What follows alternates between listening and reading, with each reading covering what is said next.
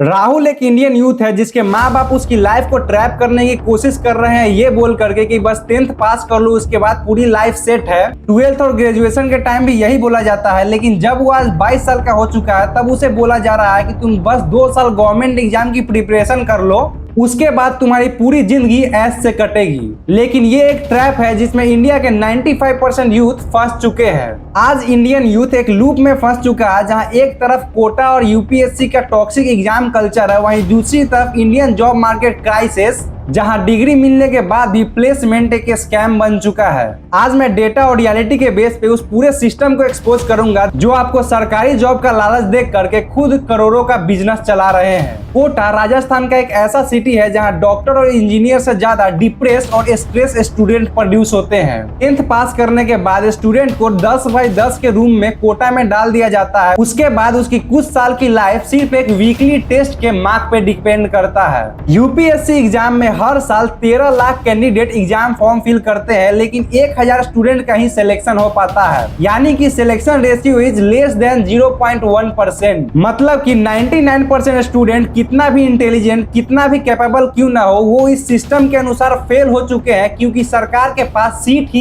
1000 है। पिछले 8 सालों में 22 करोड़ इंडियंस ने गवर्नमेंट एग्जाम का फॉर्म फिल किया था, जिसमें से 7.3 लाख स्टूडेंट का ही सिलेक्शन होता है, यानी कि सिलेक्शन रेशियो इज अबाउट 0.3%। एक स्टडी में पता चली कि हार्वर्ड और नासा में जॉब लेना इंडिया में सरकारी जॉब लेने से आसान है। दिल्ली के राजेंद्र नगर और मुखर्जी नगर में यूथ अपने 20s का 5 से 7 साल ऐसे ही बर्बाद कर देते हैं छोटे कमरों में, सिर्फ इस उम्मीद में कि उस 1000 नंबर में से एक नाम उनका भी होगा। लेकिन ऐसा नहीं होता है और उन्हें मिलता है सिर्फ डिप्रेशन, एंजाइटी और स्ट्रेस। आज इंडिया में इंजीनियरिंग और मैनेजमेंट कॉलेज की बाढ़ आ चुकी है। हर गली मोहल्ले में एक कॉलेज खुल चुका है और इन सारे कॉलेजेस का सबसे बड़ा सेलिंग पॉइंट होता है 100% placement assistance. Note the word assistance, not guarantee. लेकिन इंडिया के अंदर प्लेसमेंट की रियलिटी ये है कि कंपनीज आती है और टॉप कॉलेजेस से कुछ स्टूडेंट्स को सिलेक्ट कर लेती है और उन्हें 3.5 से 4 लाख की फ्रेशर सैलरी प्रोवाइड करती है। ये जो सैलरी या पैकेज जो कंपनी फ्रेशर को प्रोवाइड कर रही है, ये सेम पैकेज आज से 10 से 15 साल पहले भी था। लेकिन आज महंगाई बढ़ चुकी है, कॉलेज का फी बढ़ चुका है, रहने का खर्चा बढ़ चुका है, लेकिन प्लेसमेंट की स्टार्टिंग सैलरी वही की वही फ्रीज है। और जो टायर 3 के कॉलेजेस है वहां तो प्लेसमेंट के नाम पे स्कैम चलता है। कॉलेजेस में फेक कंपनीज आती है, स्टूडेंट्स को जॉब प्रोवाइड करती है